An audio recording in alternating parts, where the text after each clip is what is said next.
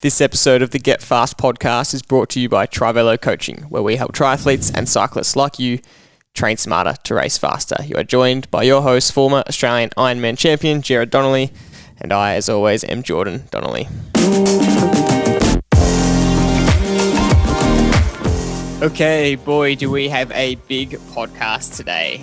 Here at TriVelo, we talk a lot about power, numbers, and data, but many beginner or intermediate athletes say to us that they're still a bit confused by it all. And it's okay to be confused by this because it's a pretty confusing subject, but we're here to change all of this. So, have you ever wondered, how do I actually get my data? How do I even use the numbers that the data gives me? Have you seen power watts on Zwift, but not sure how to use it? Or have you heard that FTP is important, but you're still wondering how it works?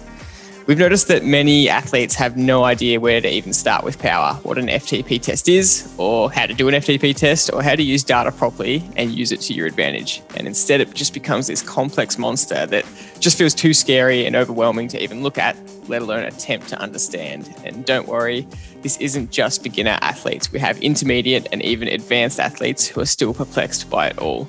And this is a shame because once you understand it, it will literally change the way you train and race forever. So we'd like to fix this problem. And today, not only are we going to be giving a beginner's guide to data and power, we also have a very exciting announcement.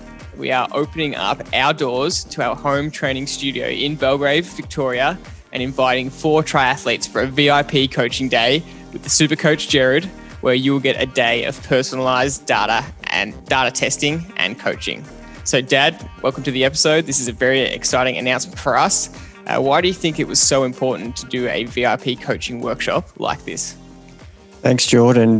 Your introduction really summarizes the answer to that question. People from all the years of talking and hearing people talk about power, data, pace, swimming pace, running pace, the confusion about, well, I've got that, but I don't know what to do with it, or I don't even know what that is. How do I get that data? And then when they get it, it's like, oh, I can see it, but I don't know what it means, and I don't know how to implement it into my training. And then from there, how do I use it on race day? So really, the need out there is obvious to us that people just need assistance in all of those questions. And we feel that this is something that will be a game changer for those who want to take this opportunity to get this instruction. Personally, and that's why I'm opening up my home training studio to allow me to get the message quite clearly and simply across on how do we achieve using data and in training and in racing. Spot on. It's really to help people who are struggling to understand or just get a basic understanding of how to set themselves up. And like you said, when it comes to training and race day, we want to make sure that they have all the tools that they need to be able to execute and get a basic introduction to data and power and set themselves up for maximum success. That's really what we're aiming for here. So if you're new to testing and understanding data and you want to come and learn firsthand how it works, and more importantly, you want to come and spend a day with the super coach, I think that's the biggest bonus I want to promote, then this workshop is for you. So you can go to TriVeloCoachingDay.com to register. That's TriVeloCoachingDay.com. So tri is in triathlon, TRIVELO, the word velo, coachingday.com. And we'll give some more details later in the episode about how it's all going to work. But for now, let's get into the meat of the episode, the ultimate guide to data and power. And let's just start from the beginning. Let's start from a blank page, a clean slate, so that we're all on the same page. What the hell is data? And what do we actually mean by data? And more specifically, what are the data metrics that we look at for each discipline? Yeah, that is the $60,000 question. And before I answer that question, look, you don't have to be a beginner to not understand data. We've got advanced people who've been riding and racing in triathlon and cycling and running for years who haven't been able to utilize the data that's available to them. So it's just not a beginner thing. It's open to people who just want to understand how to use these tools to advance and give them the opportunity to be a better athlete. And you and I have seen many examples, Jordan, of elite athletes who are still not using these tools, and they could be so much better, and they're probably doing quite well already. And we have examples of people who are, but they could go to the next level. And that's what we're trying to give everybody, this opportunity to know what to do, how to use it, and how to get the best results out of it. So let's give a basic overview of what do we actually mean by data. So in each discipline, there is data or certain metrics that you can look at that are measuring your performance. So we've got the swim, bike and run, and there are a lot of metrics you can look at, and we just want to focus on the key metrics that are the most important for each discipline. And you might argue that every metric is important, whether you're looking at a whole range of things, heart rate, speed, power, etc. But we want to focus in on the main metric that you can use to your advantage for each discipline, on top of a lot of the other metrics. So run it through us, Dad. Yeah, I guess the main thing is you're trying to find out what the input is. If you can think of input and output as the concept that you're trying to work with. For example, heart rate is a result of what you do. So that's an output. Power is the input. It's the effort you put into the pedals, and it's measured on a Garmin screen or a Wahoo Kicker screen to tell you that you may be pushing at 200 watts every pedal revolution. So that's the input, the effort. So as a runner, as fast as you turn your leg speed over, you can look at your watch and see the output, which is the pace that you're running at. So the effort we're talking about is what we're trying to measure. And that's the key to this whole simplification of what data is. So how do we measure our effort? And these tools are exactly what we want to talk about. So basically, if we simplify it as much as possible, in swimming, we're looking at the pace. The pace per 100 meters is the main metric that we focus on. In bike, the main metric we want to look at is power. And in running, the main metric we want to look at is pace again. Okay, because there aren't actually any power meters for running or anything yet, so you're not going to be looking at that input. Well, there is, Jordy, a power meter for running. But, yeah. But it is actually not as advanced as it is for riding. So technically, you're right. It's not commonplace yet. And it's not really that effective in measuring as well as the pace you're running at. So in the swim, we really just want to measure what you can average per 100 meters so that we can train to that number. And on the bike, we want to measure what your functional threshold power is in watts, and we want to use that number in training and racing. And as a runner, we want to measure what pace you can run at your threshold, and we want to use that in training and racing. So that's the data we're searching for, and we have to test to find out what that is. And so we do many tests to find that out. And once we get those results, we use that data to implement it into our training and racing. So, Dad, you completed your entire Ironman career without this data. And you've always said that you would compete so much better now, obviously due to technology. Bike technology has come so far, but also because of the data. And explain why that is. Yeah. And look, essentially, we want to make sure that in training, we're training within the zones that we want to. And that could be heart rate, it could be power, it could be speed, it could be anything, any zone we want to. But we want to concentrate on the ones that are important to us, that we think gets the best bang for buck.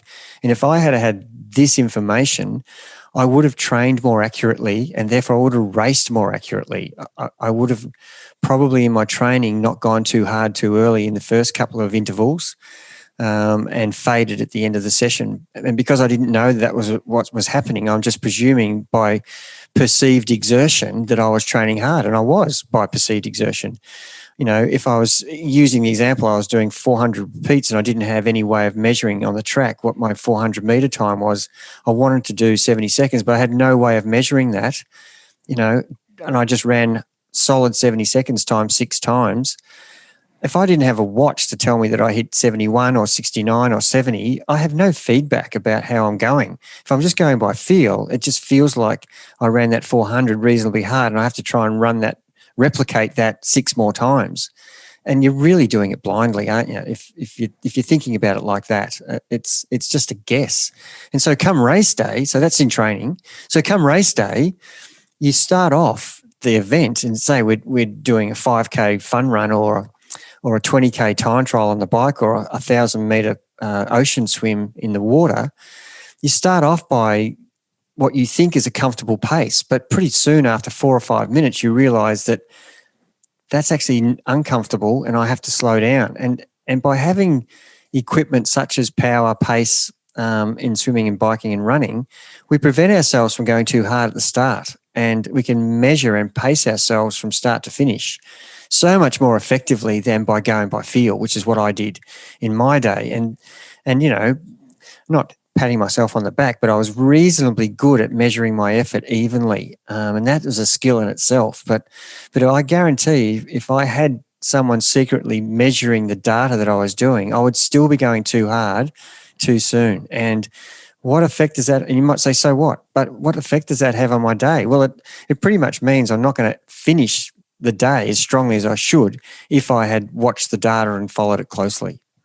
It might sound like a simple thing. I might go too hard, but yeah, so what? But if you're going too hard and not measuring your effort properly in training and then in racing, most of your training sessions aren't as effective as they could be. You're missing out on gains in your training sessions. So think about the amount of training sessions you do leading up to a race. Let's say you train for 6 months, potentially you're training for 30 weeks, 7 times a week. You're doing 200 plus sessions leading into your race. If you're doing them wrong, you're wasting so much time leading up to your race if you're not measuring your effort properly. So when you say, so what, that's the answer. You're missing the mark, aren't you?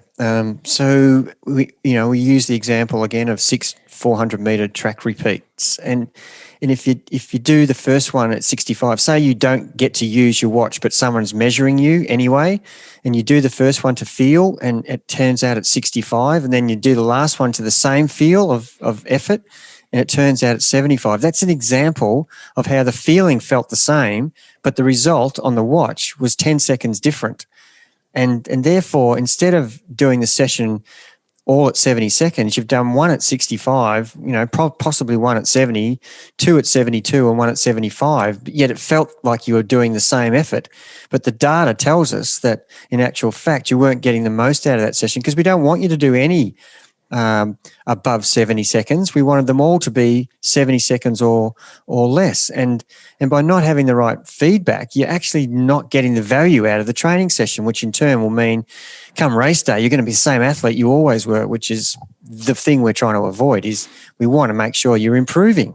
Yeah. So we've got our pace per 100 meters for swimming that we're aiming for, just our run pace per kilometer that we're doing in running, unless you're international and you still do run pace per mile, and the power that we want to measure on the bike. So there are measurement devices that can measure your data for each discipline.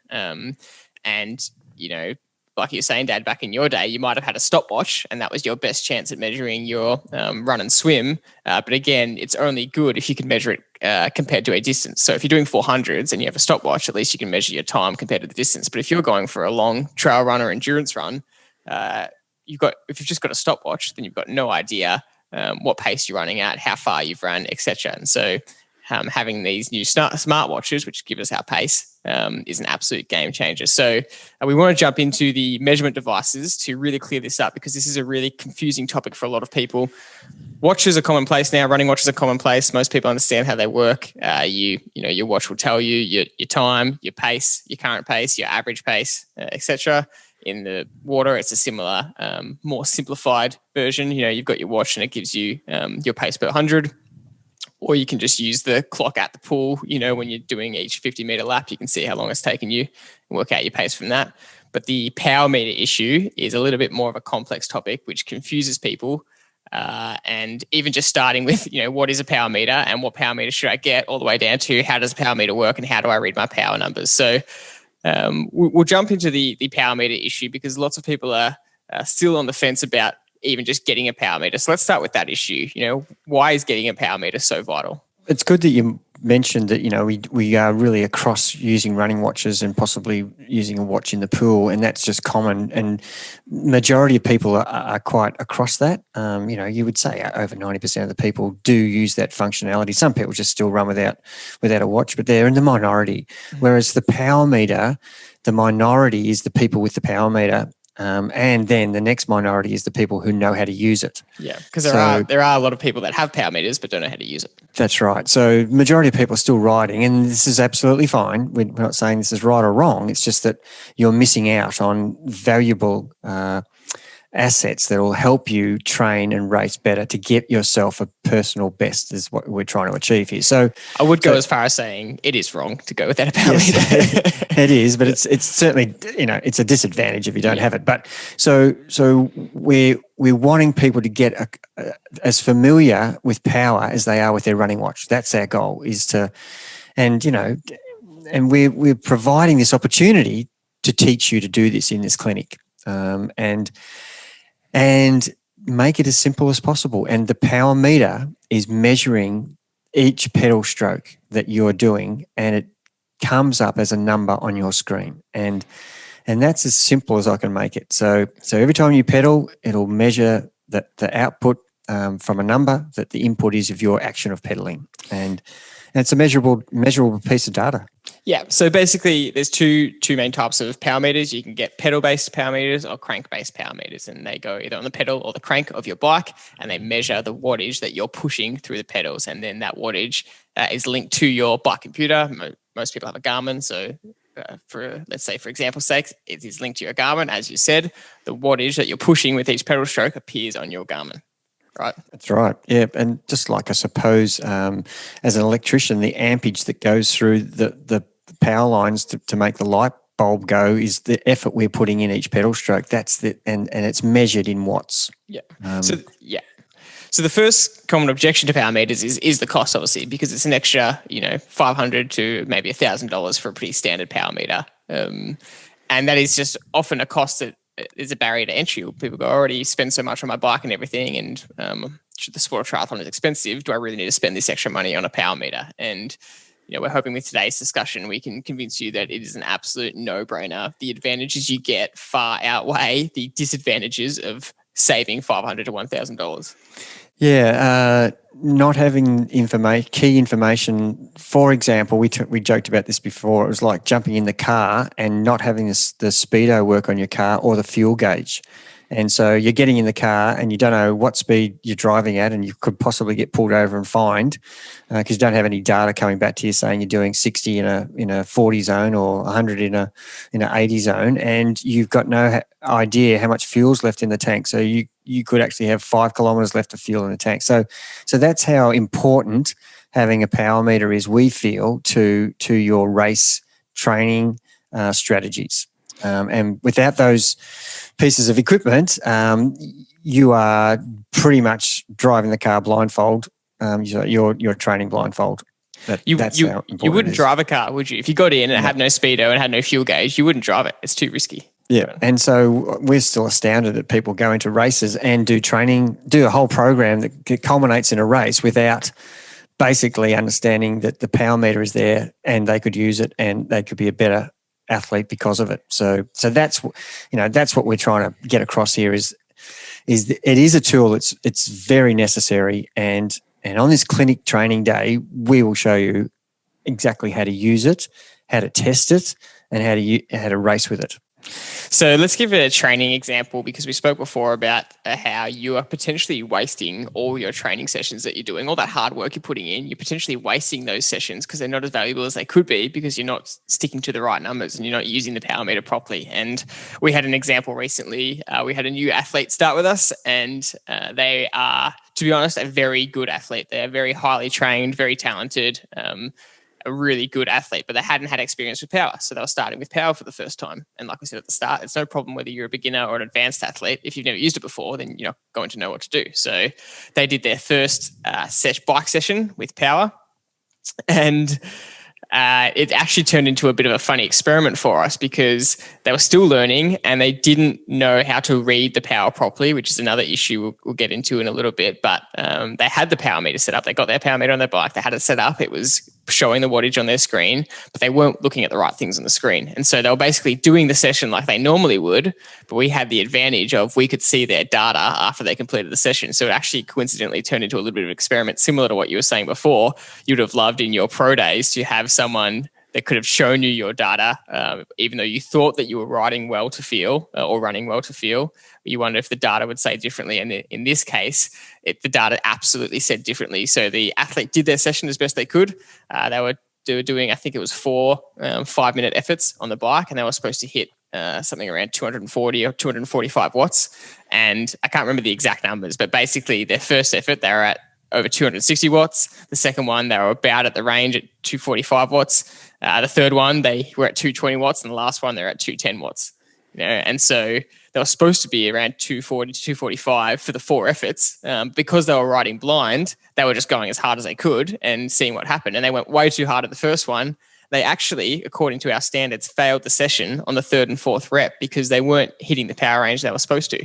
And they were riding blind. They didn't know that this data was basically being recorded. And so looking back on the session, that shows clearly how when you are training to feel, you might finish the session and think, oh, I worked as hard as I could then. I did that session really well. But the data tells you differently. The data says actually your 3rd and 4th rep weren't where they needed to be and you missed the value of that session. If you hadn't have gone so hard in the first one, if they knew they were going way over what they needed to and they were going over 260 watts, they could have pulled it back, which meant they could have done the 3rd and 4th rep properly. But instead they were too gassed and the session was a failure. And for this athlete, they're a really good athlete. They might have been training this way their whole life. And thinking that they were always doing really good sessions. And they were. Any session where you go that hard is going to be somewhat valuable, but they were missing key gains where they could have been getting way more out of the 3rd and 4th rep. And to me, that clear example just shows how valuable this is and how much you're missing out on training and racing benefits without looking at the numbers properly. Yeah, there's so much in what you've just described, and the response from the athlete is when they were shown how far away from the range that they were supposed to be riding in was, I just can't believe I was so far. I felt that just as hard. I was going just as hard as I should have been. And I can't believe I was literally 60 watts difference from first to last effort. And how that session didn't get the goal and outcome, which was, 4 times 240 watts. Instead, they got 1 at 260 and 2 below 220. And so therefore, they've really wasted that session. They've done a training session, which is fine. They've worked hard, yeah. Tick, they've worked hard. They've worked to feel hard. But when you analyse the data, they've actually not achieved the goal, which is doing those 4 sessions at the right power. And it's like having the coach riding beside you, because instead of me checking all the time saying, come on, go faster, Jordan, go faster, you're slowing down. Whereas if you're just riding to feel, you don't have that coach doing that. You're just going to have feels. And that's what having a power meter is. It's like having the coach. You look down, the number you're supposed to be riding is 240. You look down and you see you're averaging 220. You go, holy shit, I need to actually ride a bit harder. And I know I can ride harder because these are my numbers. And I should be in that range. And all of a sudden, you start hitting targets for every training session and you start to become a better bike rider.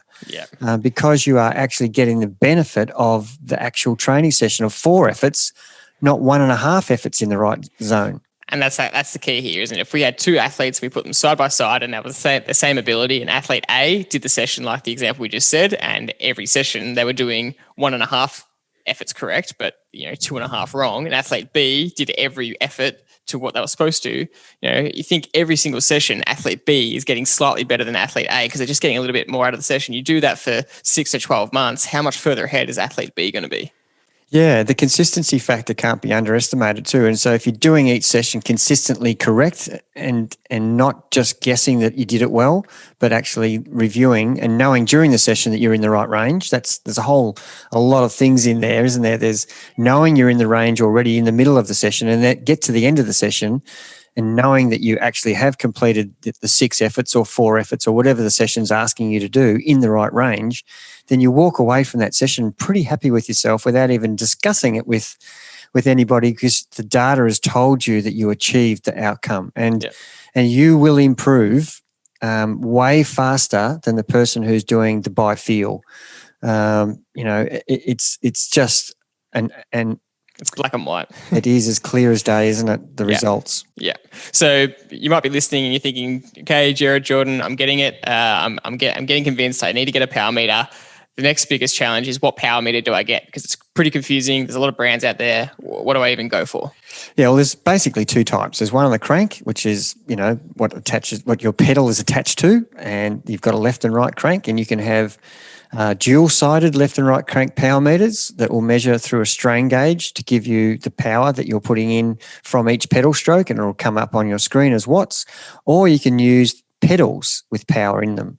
So you can have a left and right dual power meter in the pedal, or you can have a single pedal power, and it'll just basically estimate that your right and your left are even, and it will measure your left side and double it to give you your power number for that session. But don't get too confused. We don't promote any brand. We know that there are some brands that are better than others, but you either choose to get a pedal power meter or a crank-based power meter. And the beauty of having a pedal base is, if you have 2 or 3 bikes, you can just change pedals from bike to bike. And that is such a thing that you should consider when you're going to purchase a power meter. If you have a road bike and a time trial bike, then you can just keep a power meter for both bikes by just switching pedals whenever you want to change bikes. Whereas if you wanted to use the crank-based, you actually have to change the cranks from bike to bike, which is not a simple solution for those who aren't mechanically bike-minded. So my advice is to go for the pedal-based power meter for that main reason of functionality across all bikes, where you only have to buy one power meter for as many bikes as you have. Unless you're a triathlete and you're doing all your training and racing on your time trial bike, then you don't need to swap over, and the crank-based will work fine as well. Exactly. The crank-based works fine for every bike, but but it's just that, the mechanics of swapping cranks from bike to bike is not a simple solution. Yeah. And again, we don't recommend any brand, because we just say, don't let that be a barrier to you. Just go and get whatever suits you, whether that is could be more of a convenience thing, whatever your local bike shop has available at the time, and you can get on your bike as fast as possible. Yeah, and look, you've got to do your research, Jordy, like you would do in any purchase. This is an expensive piece of equipment, and go to the reviews, and there's thousands of reviews out there, and they're all very straightforward, and the answer will be pretty plain to you once you've gone and done some research. So if you've been convinced and you're going to get a power meter, you need to know how to read it. And this is another big confusing part, because you can look at the numbers on the screen on your Garmin or bike computer, and it can be really confusing. It can look like a different language. And so understanding what to look at and how to use the numbers is really important. So we know what data to look for. How do we use this data? How do we know what we're actually looking at and what we're actually reading? So let's keep it really simple again. To race better, you need to stick to your numbers. Okay. And to be able to stick to your numbers, you need to train to your numbers. But how do you get these magical numbers? We gave you the example before of the athlete, riding to certain numbers in the training session, but not being able to stick to them because they didn't know what they were reading. How do we actually get these magical numbers? Well, you need to do baseline testing. So what is baseline testing? You tell us, Dad. Well, this is what the clinic is going to be all about, is showing each athlete who comes how to use their power meter and how to measure the data that's going to be in this baseline test that we're talking about. So for a swimmer, for a rider, for a runner, we would do a basic test to find out where you sit as the minute or the seconds per 100 meter as a swimmer. So how many seconds does it take you to swim 100 meters? And it could be 2 minutes, could be 1 minute if you're an Olympian. It could be 3 minutes if you're a novice. So we would measure you that way. On the bike, we would use an FTP test, which is a functional threshold power test, and we would measure you over a 20-minute test. And we would use that number and implement that into our training program, and therefore you would train to that number, and then you would use it on race day. Not that FTP number, but a percentage of that number, for depending on how long the race is. And they're the things we'll teach you on the clinic on the day. And the thing that you just need to understand is that you are going to learn how to use the power meter on the day, what metrics or data to look at, and then how to implement that into your training program. So let's summarize that. So we do baseline testing to find your threshold, and your threshold is quite simply, like you said, what your body can hold, the pace or the power it can hold for a certain period of time. Correct? Yeah.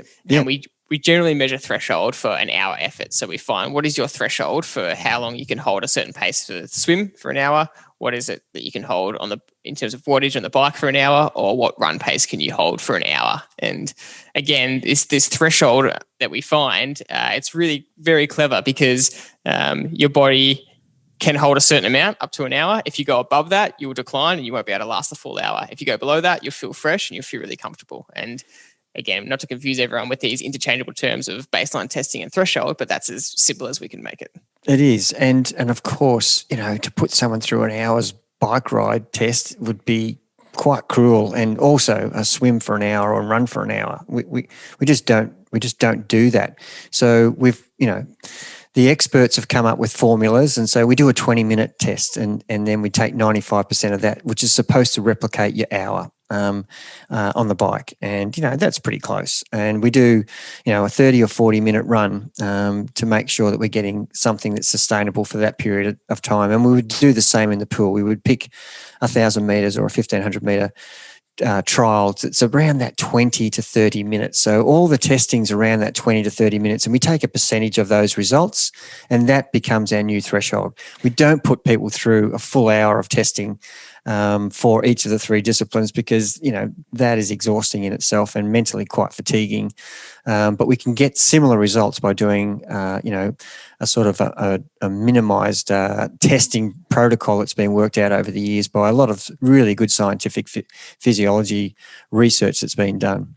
Again, I just want to break this down even further and clarify this, because whenever we start measuring percentages of thresholds or whatever, it just gets confusing and it goes over a lot of people's heads when they haven't heard of this before. So what you're saying is we want to find our threshold for an hour, what we can hold for an hour in the swim, bike or run. And that's more relevant for endurance athletes who are swimming, riding or running for more than an hour in the event. Obviously, you don't need to find that threshold for an hour if you're doing a shorter distance. But you're saying it's too difficult to always just do a test for an hour in a swim and do an hour bike ride test and do an hour run test at your threshold, because it's just exhausting. So rather than doing hour-long tests, you do shorter tests, and then you can use an equation from those tests that gives you what your predicted threshold should be for an hour. So yeah, imagine, Jordan, how taxing it is to do an hour's swim or an hour's run at your threshold. This is the highest pace that your body can hold. Yeah, and you would need 4 or 5 days recovery. It's like a race. I mean, you are doing, in effect, a race. So you need to recover. And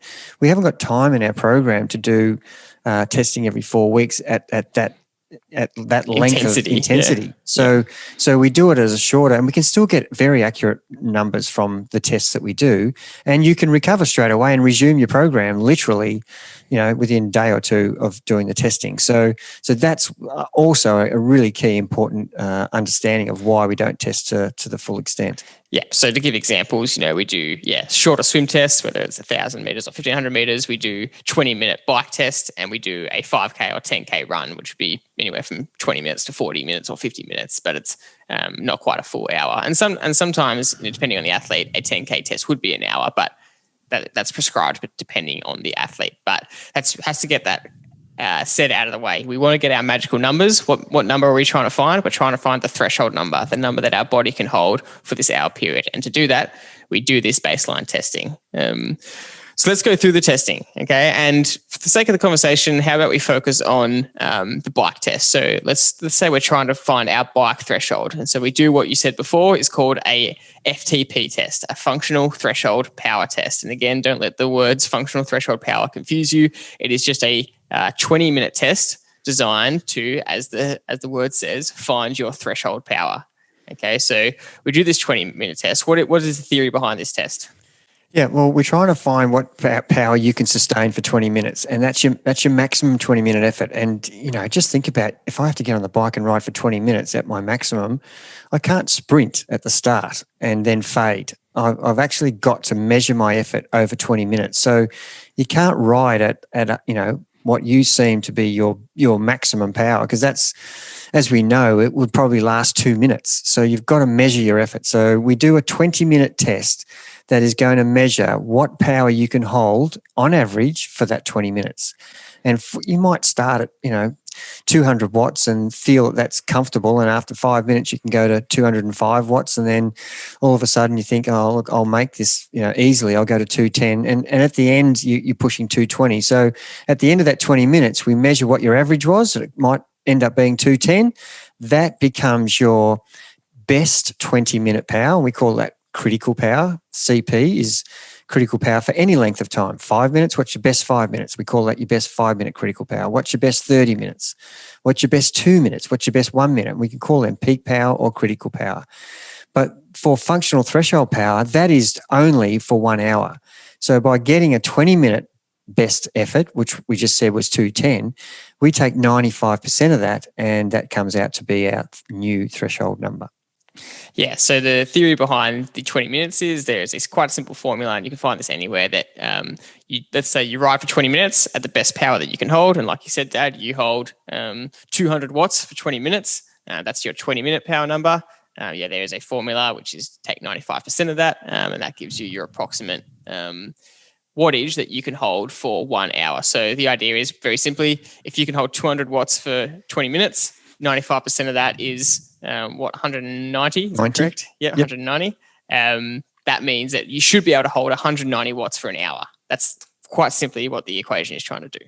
Yep, and you'll find that will be quite hard to do if you're a novice rider. If you're an experienced racing time trialist, you could hold 190, but we know that there has inaccuracies in it, but we are getting something that's better than going to feel. We're getting something that's really going to be within a percentage of being correct. So if you're a beginner athlete, you're probably going to be able to hold 185 to 90, 190, as if you're a really honed triathlete, you could definitely hold 190 as your FTP. So that's kind of the little variant that we know about the tests that we've done.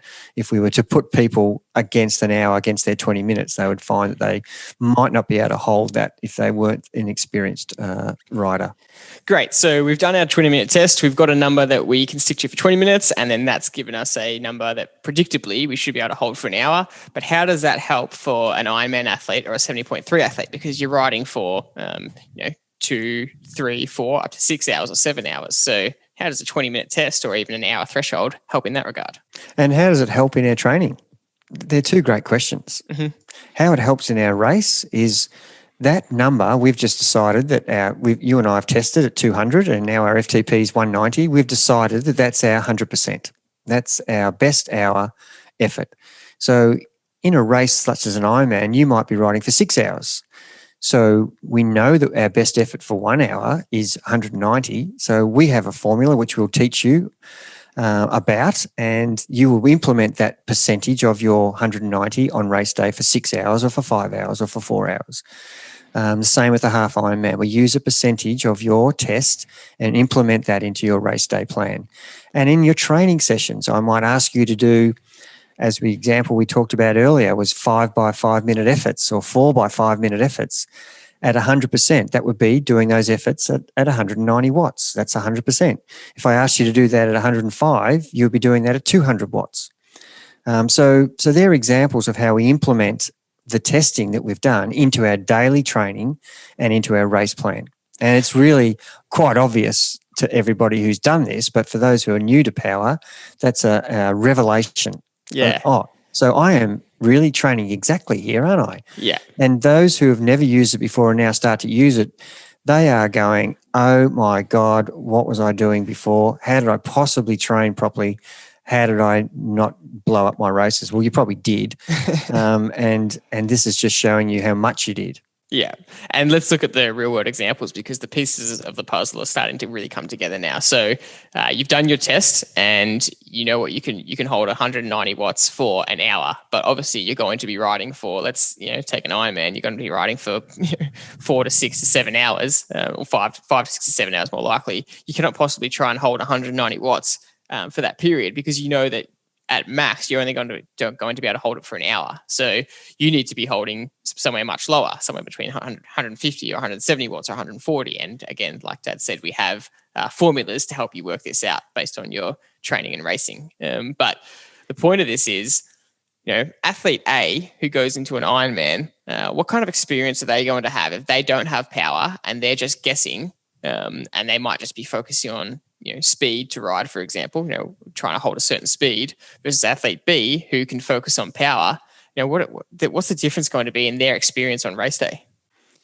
Quite simply, it's really trying to prevent you from going too hard too soon. And we've talked many times in our podcast about being patient and trying to go the same pace from start to finish, generally averaging the same pace. That is our goal, so that we don't actually fade at the end of the bike leg in the Ironman, so that you can run better. So they're the real reasons why we would want to absolutely follow the guidelines of what our range that we've set ourselves in our race plan of power.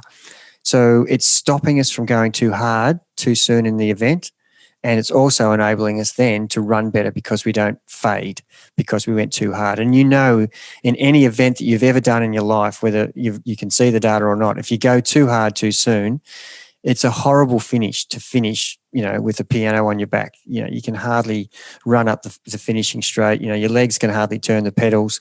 It's because you've executed poorly. The power meter prevents you from poor execution as long as you follow the number.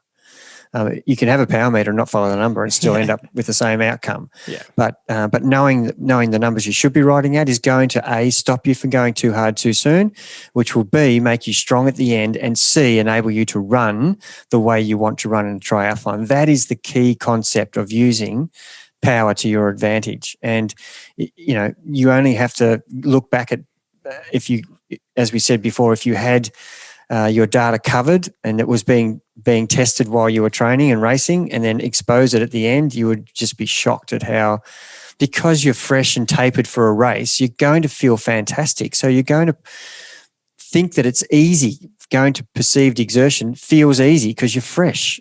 But the same effort, 4 hours later, feels excruciatingly hard because you're tired. So there's another example of how valuable not riding to feel is compared to riding to power. Well, we spoke about that example before of our athlete in the 4-minute efforts, how the fourth one felt exactly the same as the first one in terms of effort, but they were 60 watts lower, and that's in 4-minute efforts or 5-minute efforts. You can imagine how exaggerated that is over a 5-hour event. And if we use that example before of athlete A versus athlete B, and athlete A decides they want to try and ride at 30 kilometers an hour for the race, they don't pay attention to their power, and they're just trying to hold a good average speed.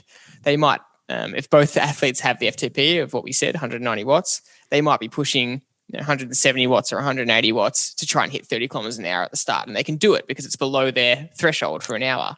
But past that hour, they're going to start to struggle because they're trying to hold a pace. It's way too close to the hour threshold. And the last few hours of that ride is going to be super painful compared to athlete B, who knows that it shouldn't be anywhere near that power number. They ride to power for the day. They're going to be, like you said, patient and stay within their range and stay well under their threshold so that they're not tiring themselves out. So they finish the bike leg feeling stronger.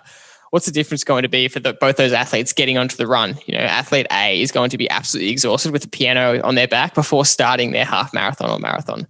Athlete B is going to be feeling a lot fresher.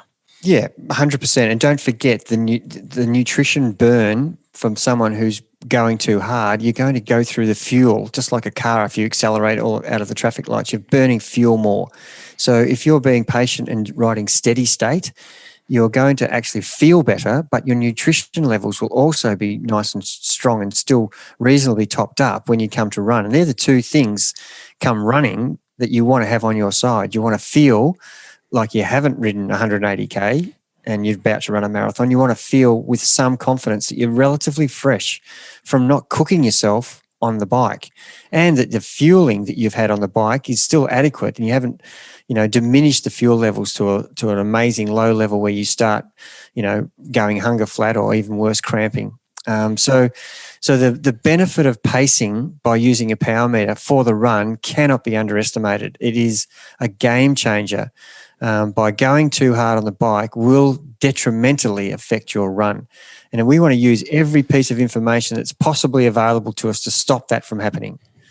And also using the information in the run from the data to also stop that from happening, which is the next obvious thing to talk about. Yeah, so the data in all three disciplines is super important. We're just really honing in on the power data to give really clear examples. And that shows really obviously why baseline testing is important, why your FTP test is important, this 20-minute bike test, but baseline testing overall, why getting this data and getting these numbers is important. So we said at the start, what are these magical numbers? Well, now you're figuring out, okay, these magical numbers are my threshold numbers. This is what I'm trying to find out. So let's go through the example of the FTP test, the 20-minute test.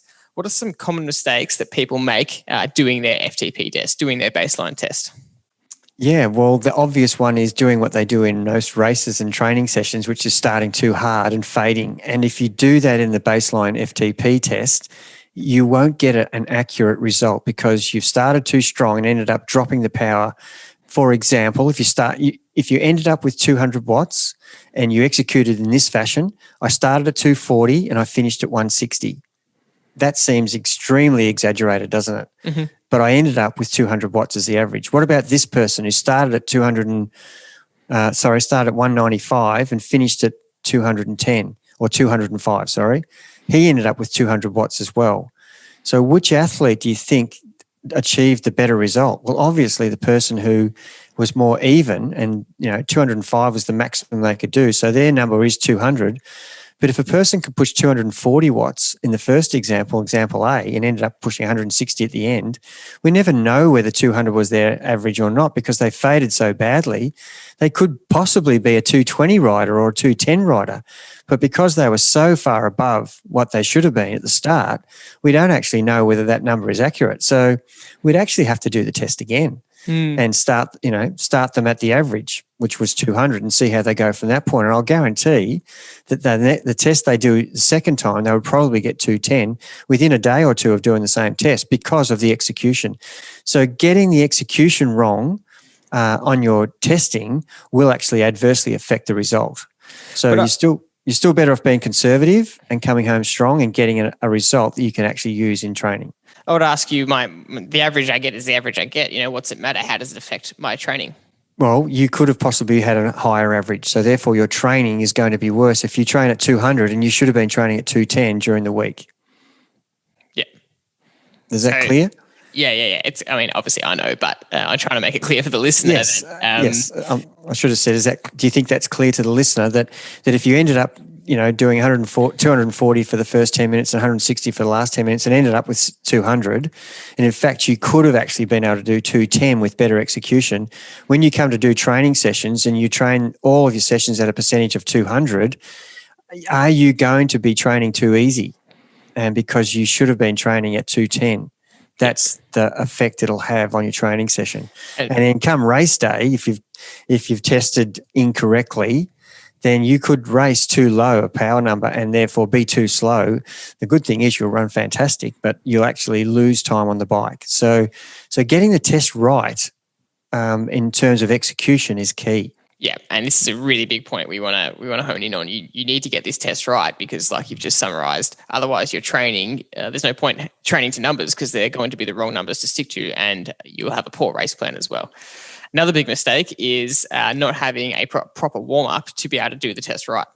Yeah, and people say, well, so what if you just get on and do your best? Well, if I don't do a warm-up, and I've used this many times, where I've actually not planned my day properly and I've tried to jump on and do a training session where I am actually doing 5-minute efforts and I haven't warmed up properly, I can't get the first or second effort out properly. Then by the time I get to the third, fourth and fifth effort, I hit the groove and I can actually hit the targets. And that's an example of how poor warm-up has affected my whole session. I did 3 of the efforts in the right zone, but the first 2, because I wasn't warmed up properly, I couldn't hit the target. So what we're trying to do in the warm-up is prepare you for the main set. And without this warm-up being properly drilled into your body, you won't be able to hit your targets from the first pedal revolution or the first second of the test. And that's what we're trying to achieve. And all the scientific evidence around the world says that in order to warm up, in order to do a great successful outcome of a session, you need to be well prepared in getting the blood flow around your body, not only for the preparation of the intensity, but also to eliminate the possibility of injury. Yeah. And next big mistake or confusion point is not knowing what to look at on your Garmin or your bike computer. Yeah, and the data you show on your screen is crucial. And I've had people do an FTP test and ring me and ask me, how did I go? And I'm floored by that question. It's like, well, you would have seen how you're going if you're looking at the right data from the first minute to the last minute. And you wouldn't need to ask me, how did I go? And that's the bit that counts. You need to be following your data. So we'll show you what you need to be showing, what you need to be seeing on the screen, the important metrics. Should you be looking at 3-second power? Should you be looking at normalized power? Should you be looking at average power? Should you be looking at lap power? What importance is cadence? Should you have heart rate on the screen? Should you have average speed? These are the things that will show you that in order of importance as to what you should be looking at during your 20-minute testing. It's a really important point, which ties into kind of the first point of execution. There's no point doing the FTP test blind. You've got to know what you're looking at. Otherwise, you are going to finish and have no idea how you went, and we don't want you to do that, because if you do that, you might stuff up the test and then you've just wasted an effort. You've just wasted a really intense 20-minute test and you're not going to have accurate numbers to train or race to. So that's how important it is to know what to look at on your actual Garmin or bike computer. And I mean, the technology side of things is probably one of the most confusing parts of all this, isn't it? Yeah, and look, that's totally understandable. This is hard enough to actually do the effort of the 20 minutes. That's taking a lot of your concentration, is holding even effort across 20 minutes. And now you're wanting me to do some technological stuff about looking at what is the effort telling me as I'm riding. And that is the key to it, though. Once you understand what to look for, then it becomes very simple. All I'm looking for is, am I holding steady state power across the whole 20 minutes? And if you don't have the screen set up properly, showing you what to look at, then you're going to be riding blind again, even though you've got a power meter that's because the power is measured every single pedal revolution that you ride. So it could jump from left side to 220 watts, right side to 190 watts, back to 210. It could be jumping all over the place. You've got no real concept of what you're averaging. And that's why looking at those numbers on your screen is so important. Yeah, one of the next biggest mistakes is course selection. If you are doing this, and let's just get this clear, there's many ways of testing. You can do indoor, you can do on a velodrome, and you can do on a piece of road. And so for this particular test, if you're doing the third option, which is outdoor on the road, you need to be very careful about the course you select. And it can't have an 8-degree hill with a 12-degree descent. You can't have that in an FTP test, because on the descent, you can't push power, as those people have tried to, who've used power and know that riding downhill, you can't actually push the power number. So you need to find a reasonably flat course, and that's why the velodrome is brilliant, because it's obviously a pancake flat surface to ride on. But if you want to do this test outside on the road, you need to select a course that's reasonably flat. You also need to have no interruption on that course for 20 minutes. And it needs to be 2-directional. That means 10 minutes one way and 10 minutes the other, so that we get tailwind and headwind as part of the test. And if you find that you've selected a course that has a traffic light in it, it's going to destroy the result, because the minute you stop at a traffic light, you recover, your heart rate dips, and then you can push bigger power straight away after that effort. We don't have that in a 20-minute test. It's a continuous effort, not one broken by traffic lights. Yeah. And look, we could keep going through these sorts of mistakes. There's a mistake you can make about, the type of bike you choose to do your test on, whether you do it on the bike that you're actually going to race on race day, or, you do it on your road bike, which you're actually not racing on race day, which is a mistake in itself. Doing the test using your kicker, which again, you're not using your kicker on race day. So you need to be making sure that you're testing with the power meter that you're going to be using on race day. Again, there's a whole more list of things we could go through, but essentially you need to understand that you want to be able to execute this test, right? And we want to help with that. And so our solution with this VIP coaching day, this clinic that we're running, is that we're going to help you with all of these points that we've just gone through. Gerard is going to help you with how to execute the test, what number to start at, to make sure that you don't start too high and you execute it properly. How to do our specific, our special TriVelo warm-up that gets you really ready for the FTP test and make sure it gives you the best chance of getting an accurate result and doing the test properly. Teaching you what to look at on your Garmin so that you're looking at the right things and you're understanding what the numbers all mean, and making sure that the technology aspect isn't stopping you from getting a proper test result.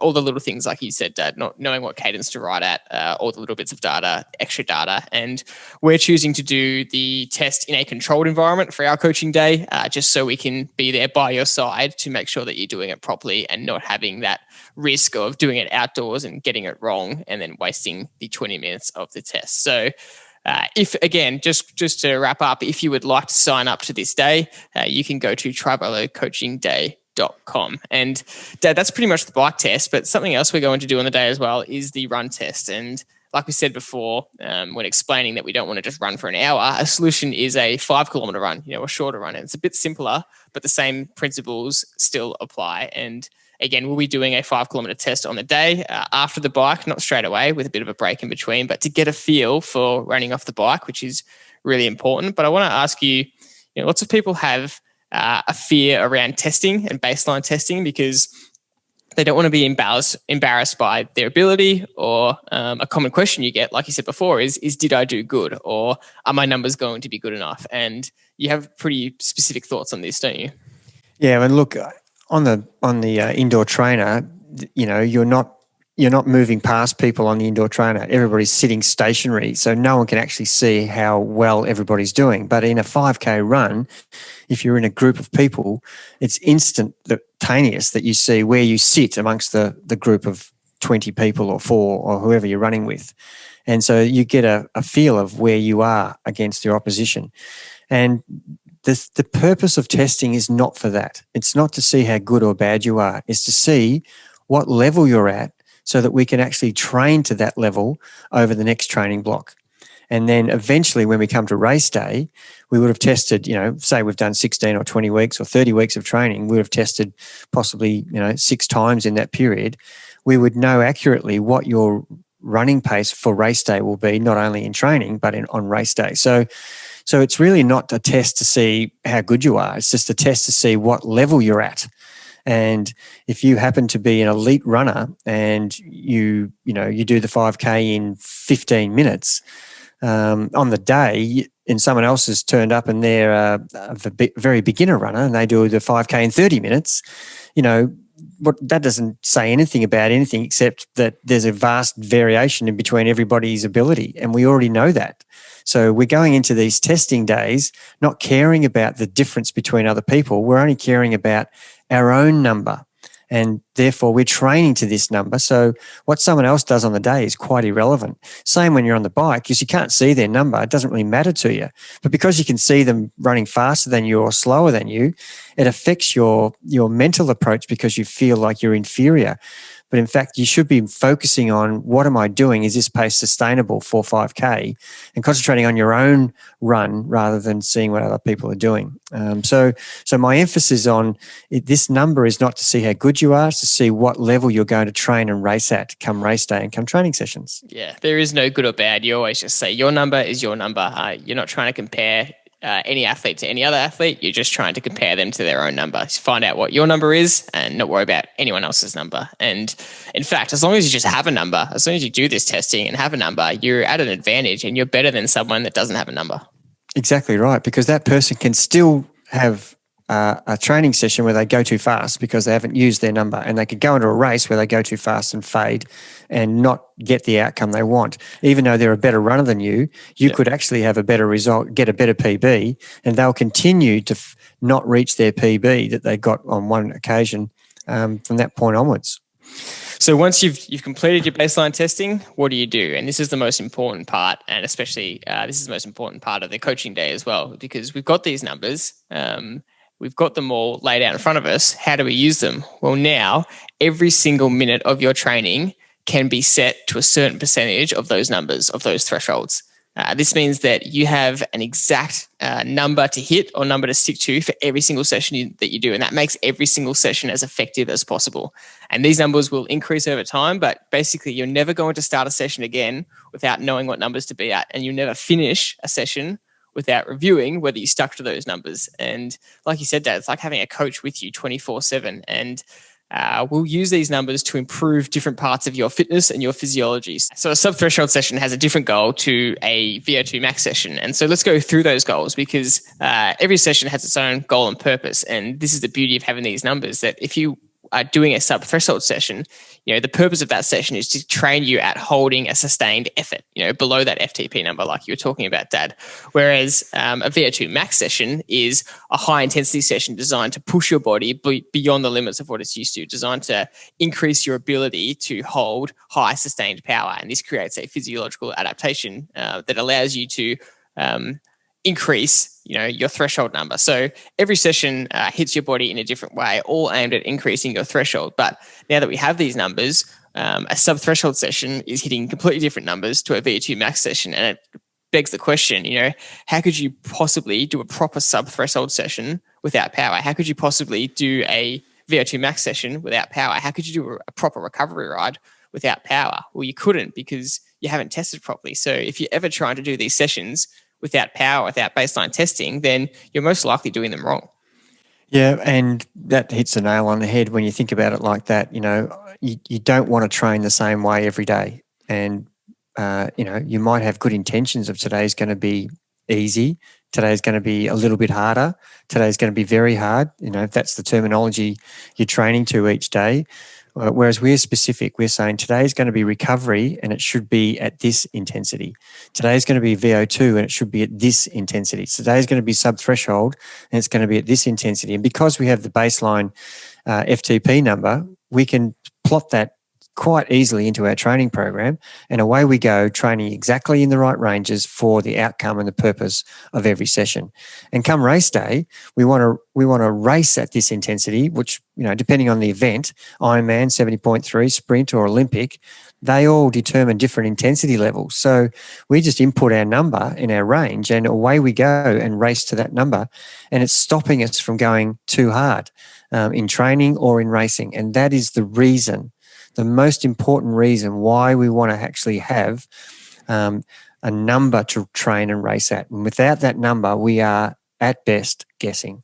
And that is the biggest benefit, is all about getting to race day in a better position. And we tell the great story of a athlete who signed up to TriVelo and they had a race in 2 weeks' time. And so obviously we weren't going to help them train and get better in 2 weeks, because it's probably not physiologically that going to be that beneficial. But this athlete, instead, you decided to give them some baseline testing so that they had some numbers to stick to in the race. And this specific athlete had done the Noosa Triathlon 3 years in a row prior to this, and done the exact same time 3 years in a row within 5 minutes or so. And then just from doing the baseline testing and getting their numbers to stick to and knowing what numbers to stick to in the race, they did a 20-minute PB that next year because they had an actual plan to stick to and numbers to stick to. And that is the biggest benefit, and that's what we want to see. And that's just without even training better. Imagine if you combined training better to your numbers plus knowing what numbers to stick to in a race. And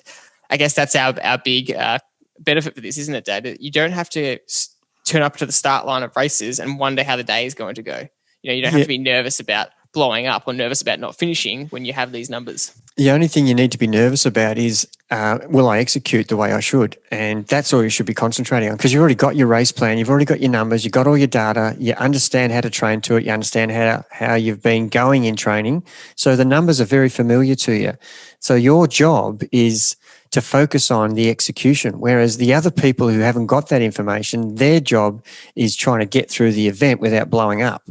And they're just basically guessing at best to see what the outcome's going to be, whereas you've got a really clear understanding of what time you're going to do on the bike according to the training you've done and what time you can run according to all the data you've tested. So you actually have a clear understanding because you've been tested properly and you understand how to implement that into your training and racing, and the outcome will be a lot more guaranteed than the person who has none of this information.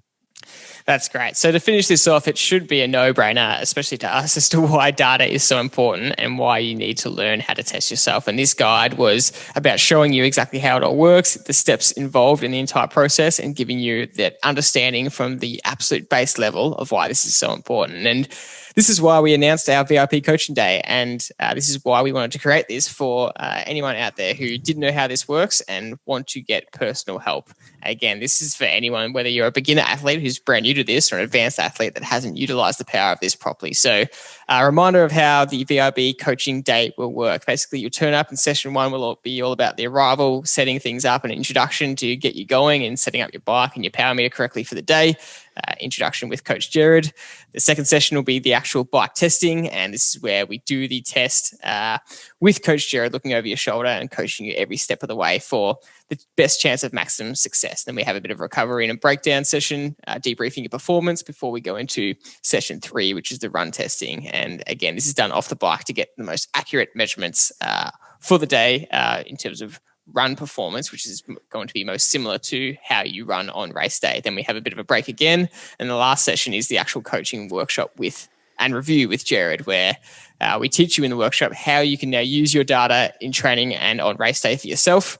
The power numbers simplified, so setting up your Garmin or your watch in the simplest mode possible and showing you what numbers you should be looking at during your workouts and races. Program analysis and creation part of the workshop, which is using these numbers to create highly effective training sessions that you can immediately go home and start using straight away. And really importantly, understanding zones. So what percentages mean what zones and how much time to spend in each zone throughout your training week.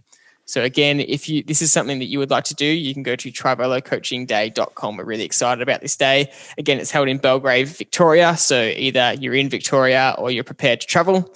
The first date of this is Sunday, August the 1st, 2021. And obviously there are some things up in the air with COVID all the time. And if for some reason the date needs to be changed, that's fine. But for now, the first official date is Sunday, August 1st. And we only have 4 spots available due to the nature of the ability to test in this studio and where we are at our home. So generally, a power meter is non-negotiable. You could come without it, but we would just ask you the question, like we said in the episode, what are you going to do after? If you come and test with us, but you don't plan on having a power meter at home, then the testing is kind of rendered useless. So yeah, we would strongly encourage you to get a power meter if you're going to come to the day. And once again, it doesn't matter what level you are. This will benefit you if you're an absolute beginner triathlete who's brand new to all of this, or if you're an experienced triathlete who wants to get to another level. And that's it from us. We really hope you've enjoyed this episode. Dad, any parting words about this day that you're excited about? We're really excited when we came up with it and decided that this is something we really want to help people with.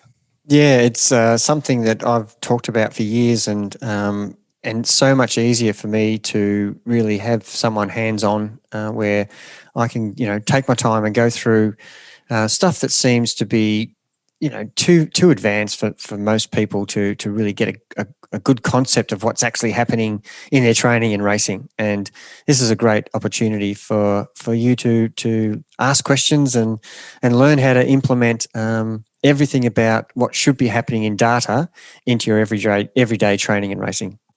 Once again, go to TriVeloCoachingDay.com. Only 4 spots available. Thank you very much for listening to this episode. We're super hyped about this. We hope you enjoyed it. If you have more questions on this, we're happy to answer them in future podcast episodes.